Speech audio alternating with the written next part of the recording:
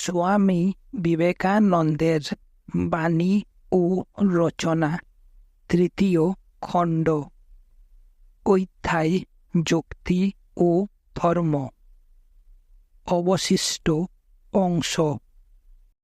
বিশ্বের সঙ্গে তুমি এক, যে বলে অপরের সহিত তাহার এতটুকু পার্থক্য রহিয়াছে, সে তখনই দুঃখী হয়। এই একত্বের বোধ সম্বন্ধে যে সচেতন, সে নিজেকে বিশ্বের সঙ্গে এক বলিয়া জানে, সেই সুখের অধিকারী। কাজেই দেখা যাইতেছে, উচ্চতম সামান্যীকরণ এবং বিবর্তনবাদের কথা বেদান্তে আছে বলিয়া বেদান্তের ধর্ম বৈজ্ঞানিক জগতের দাবি মিটাইতে পারে। কোন বস্তুর ব্যাখ্যা যে তাহার ভিতর হইতেই আছে, বেদান্ত সে কথা আরও সম্পূর্ণরূপে বুঝাইয়া দেয়। ব্রহ্মের বা বেদান্তোক্ত ভগবানের বাহিরে তদতিরিক্ত কোন সত্তা নাই, একেবারেই নাই। আসলে সবই তিনি, বিশ্বের মধ্যে তিনি রহিয়াছেন, তিনি বিশ্ব। তুমি নর, তুমি নারী, যৌবনে মদ দৃপ্তিপদে বিচরণকারী যুবক তুমি, স্থলিত পথ বৃদ্ধও তুমি। এই এখানেই তিনি আছেন। আমরা তাহাকেই দেখি, তাহাকেই অনুভব করি, তাহাতেই আমরা বাঁচিয়া থাকি ও বিচরণ করি। তাহার অস্তিত্বেই আমাদের অস্তিত্ব। বাইবেলের নিউ টেস্টামেন্টের ভিতর আমরা এই ভাব দেখিতে পাই। সেই একই ভাব, ভগবান বিশ্বে ওতপ্রোত। তিনি বস্তুর মূল সত্তা, বস্তুর হৃদয় স্বরূপ, প্রাণ স্বরূপ। বিশ্বে তিনি যেন নিজেকেই অভিব্যক্ত করেন। সেই অসীম সচিদানন্দ সাগরের মধ্যে আমরা বাস করিতেছি। তুমি আমি যেন সেই সাগরেরই ক্ষুদ্র অংশ, ক্ষুদ্র বিন্দু, ক্ষুদ্র প্রণালী, ক্ষুদ্র অভিব্যক্তি। বস্তুর দিক দিয়া মানুষে মানুষে, দেবতায় মানুষে, মানুষে প্রাণীতে, প্রাণীতে উদ্ভিদে, উদ্ভিদে পাথরে কোনো পার্থক্য নাই। কারণ সর্বোচ্চ দেবদূত হইতে আরম্ভ করিয়া সর্বনিম্ন ধূলিকণা পর্যন্ত সবই সেই এক সীমাহীন সাগরের অভিব্যক্তি। তফাৎ শুধু প্রকাশের তারতম্যে। আমার মধ্যে প্রকাশ খুব কম, তোমার মধ্যে হয়তো তার চেয়ে বেশি, কিন্তু উভয়ের বস্তু সেই একই। তুমি আমি সেই একই অনন্ত অস্তিত্ব সাগরে অবস্থিত, উহারই দুইটি ক্ষুদ্র অংশ, ক্ষুদ্র নির্গত পথ বা ক্ষুদ্র প্রকাশ মাত্র। কাজেই ঈশ্বরই তোমার স্বরূপ, আমারও স্বরূপ। জন্ম হইতেই তুমি স্বরূপত ঈশ্বর, আমিও তাহাই। তুমি হয়তো পবিত্রতার মূর্তি দেবদূত, আর আমি হয়তো দুষ্কৃতিকারী দানব। তা সত্ত্বেও সেই সচিদানন্দ সাগরে আমার জন্মগত অধিকার আছে, তোমারও আছে। তুমি আজ নিজেকে অনেক বেশি মাত্রায় অভিব্যক্ত করিয়াছ। অপেক্ষা করো, আমি নিজেকে আরও বেশি অভিব্যক্ত করিব। কারণ সবই তো আমার ভিতরে রহিয়াছে। কোনো স্বতন্ত্র ব্যাখ্যার প্রয়োজন নাই। কাহারও কাছে কিছু চাহিতে হইবে না। সমগ্র বিশ্বের সমষ্টি হইলেন ঈশ্বর স্বয়ং। ঈশ্বর কি তাহা হইলে জড় পদার্থ? না, নিশ্চয়ই নয়। কারণ পঞ্চেন্দ্রিয়ের মাধ্যমে আমরা ভগবানকে যেভাবে অনুভব করি, তাহাই তো জড় পদার্থ। বুদ্ধির মাধ্যমে ঈশ্বরকে যেভাবে অনুভব করি, তাহাই মন। আবার আত্মার মধ্য দিয়া ঈশ্বর আত্মা রূপেই দৃষ্ট হন। তিনি জড় পদার্থ নন। জড় পদার্থের মধ্যে সত্য বস্তু বলিতে যাহা আছে, তিনি তাহাই। চেয়ারের মধ্যে যাহা সত্য বস্তু, তাহা ভগবানই। কারণ চেয়ারটিকে চেয়ার রূপে ফুটাইয়া তুলিবার জন্য দুইটি জিনিসের প্রয়োজন। বাহিরে কিছু একটা ছিল, যাহাকে আমার ইন্দ্রিয়গুলি আমার নিকট আনিয়াছে। আমার মন তাহার সঙ্গে আরও কিছু যোগ করিয়াছে, আর সেই দুইয়ের সমবায়ে যাহা হইয়াছে, তাহাই হইল চেয়ার। ইন্দ্রিয় এবং বুদ্ধি নিরপেক্ষ যে সত্তা চিরবিদ্যমান, তাহাই ভগবান স্বয়ং। তাহারই উপর ইন্দ্রিয়গুলি চেয়ার, টেবিল, ঘর, বাড়ি, চন্দ্র, সূর্য, গ্রহ, নক্ষত্র প্রভৃতি সব কিছুই চিত্রিত করিতেছে। তাহাই যদি হয়, তবে আমরা সকলে একই প্রকার চেয়ার দেখিতেছি কেন? ভগবানের উপর, সচ্চিদানন্দের উপর একইভাবে এই সব বিভিন্ন বস্তু আঁকাইয়া চলিতেছি কেন? সকলেই যে একইভাবে অঙ্কিত করে এমন কথা নয়, তবে যাহারা একইভাবে আঁকিতেছে তাহারা সকলেই সত্তার একই স্তরে রহিয়াছে বলিয়া পরস্পরের চিত্রণগুলিকে এবং পরস্পরকে দেখিতে পায়। তোমার আমার মাঝখানে এমন লক্ষ লক্ষ প্রাণী থাকিতে পারে যাহারা এইভাবে ভগবানকে চিত্রিত করে না। সেই সব প্রাণী এবং তাহাদের চিত্রিত জগৎ আমরা দেখিতে পাই না। এদিকে আবার আধুনিক পদার্থবিদ্যার গবেষণাগুলি হইতে এ কথার প্রমাণ ক্রমশ বেশি করিয়া পাওয়া যাইতেছে। বস্তুর সূক্ষ্মতর সত্তাই সত্য, যাহা স্থূল তাহা দৃশ্যমান। সে যাহাই হোক, আমরা দেখিয়াছি আধুনিক যুক্তির সম্মুখে যদি কোনো ধর্মীয় মতবাদ দাঁড়াইতে পারে, তবে তাহা হইলে একমাত্র অদ্বৈতবাদ, কারণ এখানে আধুনিক যুক্তির দুইটি দাবি পূর্ণ হয়। ইহাই সর্বোচ্চ সামান্যীকরণ। এই সামান্যীকরণ ব্যক্তিত্বের ঊর্ধ্বে, ইহা প্রত্যেক জীবের পক্ষেই সাধারণ। যে সামান্যীকরণ সাকার ঈশ্বরে শেষ হয়, তাহা বিশ্বজনীন হইতে পারে না, কারণ সাকার ঈশ্বরের ধারণা করিতে গেলে প্রথমেই তাহাকে সর্বতোভাবে দয়াময়, মঙ্গলময় বলিতে হইবে। কিন্তু এই জগৎ ভালো মন্দ উভয়েরই মিশ্রণে গঠিত, ইহার কিছুটা ভালো কিছুটা মন্দ। আমরা ইহা হইতে কিছুটা বাদ দিয়া বাকি অংশকে সাকার ঈশ্বর রূপে সামান্যীকরণ করি। সাকার ঈশ্বর এই রূপ বলিলে এ কোথাও বলিতে হইবে যে তিনি এই রূপ নন। আর দেখিবে সাকার ঈশ্বরের সঙ্গে সর্বদা একটি সাকার শয়তানও আসিয়া পড়িবে। ইহা হইতে পরিষ্কার বুঝা যায় যে সাকার ঈশ্বরের ধারণায় যথার্থ সামান্যীকরণ হয় না। আমাদের আরও আগাইয়া যাইতে হইবে, নিরাকার ব্রহ্মে পৌঁছাইতে হইবে। নিরাকার ব্রহ্মের মধ্যে সুখ দুঃখ সব লইয়াই বিশ্ব রহিয়াছে, কারণ বিশ্বে যাহা কিছু বর্তমান সে সবই ঈশ্বরের সেই নিরাকার স্বরূপ হইতে আসিয়াছে।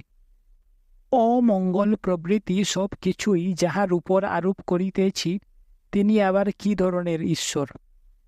কথা হইল, ভালো মন্দ দুই একই জিনিসের বিভিন্ন দিক, বিভিন্ন প্রকাশ। ভালো ও মন্দ যে দুইটি পৃথক সত্তা, এই ভুল ধারণা আদিকাল হইতে রহিয়াছে। ন্যায় ও অন্যায় দুটি সম্পূর্ণ পৃথক জিনিস, উহারা পরস্পরের সহিত সম্পর্ক রহিত, এই ধারণা, এবং ভালো ও মন্দ দুইটি চিরবিচ্ছেদ্য চিরবিচ্ছিন্ন পদার্থ, এই ধারণা আমাদের এই জগতের বহু দুর্ভোগের কারণ হইয়াছে। সর্বদাই ভালো বা সর্বদাই খারাপ এমন কোনো জিনিস দেখাইয়া দিতে পারে, এরূপ লোকের সাক্ষাৎ পাইলে আমি সুখী হইতাম। যেন কোনো ব্যক্তি উঠিয়া দাঁড়াইয়া খুব ভালোভাবে বুঝাইয়া দিতে পারিবে যে আমাদের জীবনের কতকগুলি ঘটনা শুধু মঙ্গল আনে, আর কতকগুলি আনে কেবল অমঙ্গল। আজ যাহা মঙ্গলকর, কাল তাহা অমঙ্গলজনক হইতে পারে। আজ যাহা মন্দ, কাল তাহা ভালো হইতে পারে। আমার পক্ষে যাহা কল্যাণকর, তোমার পক্ষে তাহা অকল্যাণকর হইতে পারে। সিদ্ধান্ত হইল এই যে অন্যান্য প্রত্যেক জিনিসের মতোই ভালো মন্দের মধ্যেও বিবর্তন আছে। একটা কিছু আছে যাহাকে ক্রমবিবর্তনের পথে এক অবস্থায় আমরা ভালো বলি, আবার অন্য অবস্থায় মন্দ বলি। ঝড়ে আমার এক বন্ধু মারা গেল, ঝড়কে আমি অকল্যাণকর বলিলাম, কিন্তু সেই ঝড়ই হয়তো বায়ুর দূষিত বীজাণু নষ্ট করিয়া হাজার হাজার লোকের প্রাণ বাঁচাইল। লোকে ঝড়কে ভালো বলিল, আমি খারাপ বলিলাম। কাজেই ভালো মন্দ আপেক্ষিক জগতের অন্তর্গত, ঘটনার অন্তর্গত। যে নিরাকার ব্রহ্মের কথা বলা হইতেছে, তিনি আপেক্ষিক ঈশ্বর নন। কাজেই তাহাকে ভালো বা মন্দ কোনো আখ্যাই দেওয়া যায় না। ভালো বা মন্দ কোনটি নন বলিয়া তিনি এসবের অতীত। অবশ্য তাহার অভিব্যক্তি হিসাবে মন্দ অপেক্ষা ভালো তাহার স্বরূপের অধিকতর নিকটবর্তী। এ রূপ নিরাকার সত্তা, নির্গুণ ঈশ্বর মানিলে ফল কি হইবে? আমাদের কি লাভ হইবে তাহাতে? আমাদের সান্ত্বনার স্থূল রূপে, আমাদের সহায়ক রূপে ধর্ম কি আর মানব জীবনের অঙ্গ রূপে থাকিতে পারিবে? মানুষের কাহারু সাকার ঈশ্বরের কাছে সাহায্য প্রার্থনা করিবার যে আকুতি রহিয়াছে, তাহার কি হইবে? এসবই থাকিবে। সাকার ঈশ্বর থাকিবেন, দৃঢ়তর ব্যক্তির উপর প্রতিষ্ঠিত হইয়া থাকিবেন। নিরাকার ব্রহ্মের দ্বারা তিনি আরও দৃঢ় প্রতিষ্ঠিত হইবেন। আমরা দেখিয়াছি, নিরাকার ঈশ্বরকে বাদ দিয়া সাকার ঈশ্বর থাকিতে পারেন না।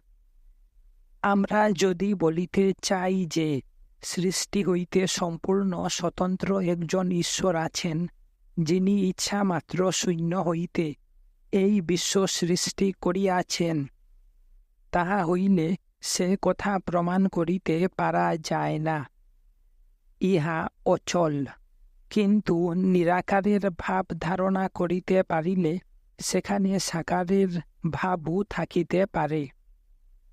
সেই একই নিরাকার সত্তাকে বিভিন্নভাবে দেখিলে যাহা মনে হয় বহু বিচিত্র এই বিশ্ব, তাহাই। পঞ্চেন্দ্রিয় দ্বারা যখন তাহাকে দেখি, তখন তাহাকে জড় জগৎ বলি।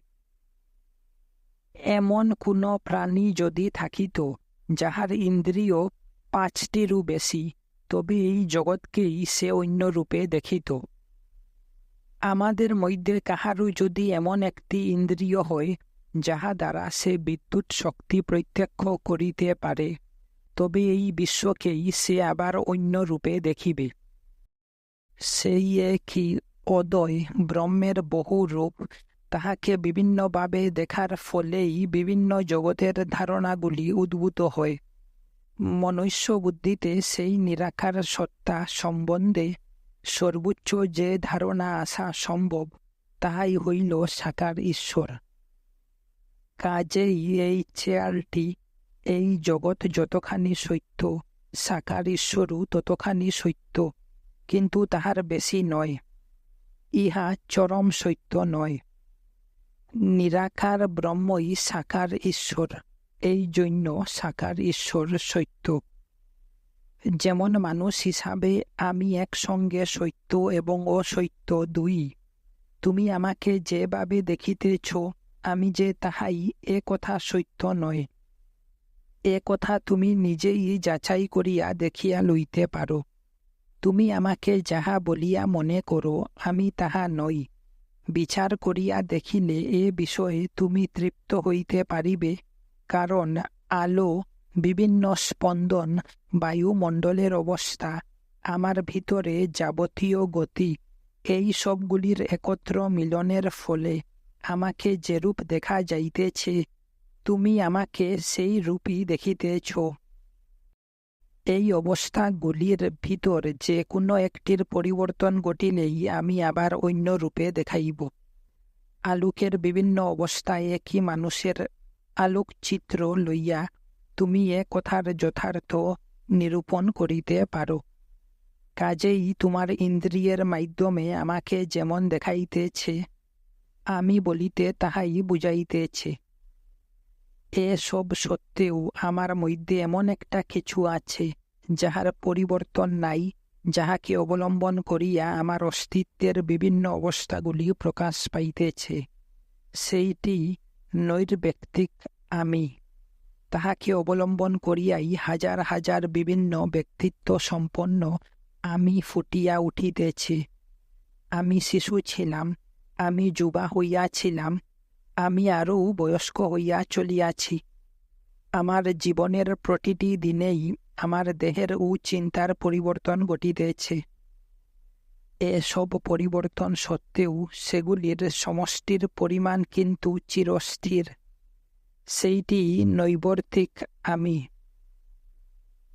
সেইটি নৈর্ব্যক্তিক আমি। এইসব অভিব্যক্তি যেন তাহারই অংশস্বরূপ। একইভাবে এই বিশ্বের সমষ্টি ফল অপরিবর্তনীয়, ইহা আমরা জানি। কিন্তু এই বিশ্ব সংশ্লিষ্ট সব কিছুরই গতি আছে, সব কিছুই অবিরাম স্পন্দনশীল অবস্থায় রহিয়াছে। সব কিছুই পরিবর্তনশীল ও গতিশীল। আবার সেই সঙ্গেই দেখি যে এই বিশ্ব অনর, কারণ গতি শব্দটি আপেক্ষিক। চেয়ারটি স্থির, আমি নড়িতেছি, আমার এই গতি ওই স্থির চেয়ারটির সঙ্গে আপেক্ষিক। গতি সৃষ্টির জন্য অন্তত দুইটি জিনিসের প্রয়োজন। সমগ্র বিশ্বকে যদি এক বলিয়া ধরা হয়, তাহা হইলে সেখানে গতির স্থান নাই। সে যে গতিশীল হইবে, তাহার গতি নির্ধারিত হইবে কিসের সহিত তুলনা করিয়া? কাজেই চরম সত্য ও পরিবর্তনীয় ও বিচল। যাহা কিছু গতি ও পরিবর্তন, তাহা সবই ঘটে শুধু এই আপেক্ষিক ও সীমাবদ্ধ জগতে। সমষ্টি সত্তা নৈর্ব্যক্তিক, যাহার নিকট আমরা নতজানু হই, প্রার্থনা করি, সেই ভগবান সাকার ঈশ্বর স্রষ্টা বা বিশ্ব নিয়ন্তা হইতে আরম্ভ করিয়া নিম্নতম অণু পর্যন্ত বিভিন্ন ব্যক্তিত্বের বিকাশ এই নৈর্ব্যক্তিক সত্তার মধ্যে। যথেষ্ট যুক্তি দেখাইয়া এরূপ সাকার ঈশ্বরকে প্রতিপন্ন করা যায়। এরূপ সাকার ঈশ্বরকে নিরাকার ব্রহ্মেরই সর্বোচ্চ অভিব্যক্তি বলিয়া ব্যাখ্যা করা যায়। তুমি আমি অতি নিম্নতর প্রকাশ। আমরা যতদূর ধারণা করিতে পারি, তাহার সর্বোচ্চ প্রকাশ এই সাকার ঈশ্বর। আবার তুমি বা আমি সেই সাকার ঈশ্বর হইতে পারি না। বেদান্ত যখন বলেন তুমি আমি ব্রহ্ম, তখন সেই ব্রহ্ম বলিতে সাকার ঈশ্বর বুঝায় না। একটি উদাহরণ দিতেছি। এক তাল কাদা লইয়া একটি প্রকাণ্ড মাটির হাতি গড়া হইল। আবার সেই কাদার সামান্য অংশ লইয়া ছোট একটি মাটির ইঁদুরও গড়া হইল। ওই মাটির ইঁদুরটি কি কখনো মাটির হাতি হইতে পারিবে? কিন্তু দুইটিকে জলের মধ্যে রাখিয়া দিলে দুইটি কাদা হইয়া যায়। কাদা বা মাটি হিসাবে দুইটি এক, কিন্তু ইঁদুর ও হাতি হিসাবে তাহাদের মধ্যে চিরদিন পার্থক্য থাকিবে। অসীম নিরাকার ব্রহ্ম যেন পূর্বোক্ত উদাহরণের মাটির মতো। স্বরূপের দিক দিয়া আমরা ও বিশ্ব নিয়ন্তা এক, কিন্তু তাহার অভিব্যক্তি রূপে, মানুষ রূপে আমরা তাহার চিরদাস, তাহার পূজক। কাজেই দেখা যাইতেছে সাকার ঈশ্বর থাকিয়া যাইতেছেন। এই আপেক্ষিক জগতের আর সব কিছুও রহিয়া গেল। ধর্মকে দৃঢ়তর ভিত্তির উপর প্রতিষ্ঠিত করা হইল। কাজেই সাকার ঈশ্বরকে জানিতে গেলে আগে নিরাকার সত্তাকে জানা প্রয়োজন। আমরা দেখিয়াছি তর্ক যুক্তির নিয়ম অনুসারে সামান্যের মধ্য দিয়া শুধু বিশেষকে জানা যায়। কাজেই যিনি সামান্যীকরণের চরম, সেই নৈর্ব্যক্তিক সত্তার নিরাকার ব্রহ্মের মাধ্যমেই শুধু মানুষ হইতে ঈশ্বর পর্যন্ত সব বিশেষকেই জানা যায়। প্রার্থনা থাকিয়া যাইবে, তাহার অর্থ আরও পরিষ্কার হইয়া উঠিবে মাত্র। প্রার্থনার নিম্ন স্তরে আছে আমাদের মনের কামনা পূরণের জন্য শুধু দাও দাও ভাব। প্রার্থনা সম্বন্ধে এইসব অর্থহীন ধারণাকে বোধ হয়ে সরিয়া পড়িতে হইবে। যুক্তিমূলক ধর্মে ঈশ্বরের নিকট কিছু প্রার্থনা করিতে বলা হয় না, প্রার্থনা করিতে বলা হয় দেবতাদের কাছে। এরূপ হওয়াই খুব স্বাভাবিক। রোমান ক্যাথলিকেরা সাধু সন্তদের কাছে প্রার্থনা করেন, এটি খুব ভালো। কিন্তু ভগবানের নিকট প্রার্থনা করার কোনো অর্থ হয় না। শ্বাস প্রশ্বাস লইবার জন্য, এক পশলা বৃষ্টি হওয়ার জন্য, বা বাগানে সবজি ফলাইবার জন্য ভগবানের নিকট প্রার্থনা করা খুবই অস্বাভাবিক। ঈশ্বরের তুলনায় যাহারা আমাদেরই মতো ক্ষুদ্র জীব, সেই সাধু সন্তেরা অবশ্যই আমাদের সাহায্য করিতে পারেন। কিন্তু বিশ্ব নিয়ন্তার নিকট আমাদের ছোটখাটো সমস্ত প্রয়োজন মিটাইবার কথা বলা, শিশুকাল হইতেই বলা, হে ঈশ্বর আমার মাথা ব্যথা সারাইয়া দাও, এগুলি নিতান্তই হাস্যকর। জগতে এমন লক্ষ লক্ষ ব্যক্তি দেহ ত্যাগ করিয়াছেন, যাহাদের আত্মা এখনও রহিয়াছে, তাহারা দেবতা ও দেবদূত হইয়াছেন, তাহারা আমাদের সাহায্য করুন না। কিন্তু এ জন্য ভগবানকে বলা নিশ্চয়ই নয়। তাহার নিকট চাহিতে হইলে নিশ্চয়ই আরও উচ্চতর জিনিস চাহিতে হইবে। গঙ্গা তীরে বাস করিয়া জলের জন্য যে কূপ খনন করে, সে তো মূর্খ। হীরকের খনির কাছে বাস করিয়া যে কাঁচ খণ্ডের জন্য মাটি খুঁড়ে, সে মূর্খ ছাড়া আর কি। করুণাময় প্রেমময় ঈশ্বরের নিকট আমরা যদি জাগতিক বস্তু চাহিতে যাই, তবে আমরা নির্বোধ ছাড়া আর কি। কাজেই তাহার নিকট জ্ঞান, ভক্তি, প্রেম ইত্যাদি প্রার্থনা করিব। কিন্তু যতদিন আমাদের দুর্বলতা আছে, যতদিন তুমি প্রভু আমি দাস এই ভাব লইয়া তাহার উপর নির্ভর করিয়া থাকিবার আকাঙ্ক্ষা আমাদের আছে, ততদিন এসব নিম্ন স্তরের প্রার্থনাও থাকিবে এবং সাকার ঈশ্বরের উপাসনার ভাবও থাকিবে। কিন্তু যাহারা আধ্যাত্মিকতায় অনেক উন্নত হইয়াছেন, তাহারা এসব ছোটখাটো প্রার্থনার ধার ধরেন না। তাহারা নিজেদের জন্য কিছু চাওয়ার কথা, নিজেদের কোনো প্রয়োজনের কথা প্রায় ভুলিয়া গিয়াছেন।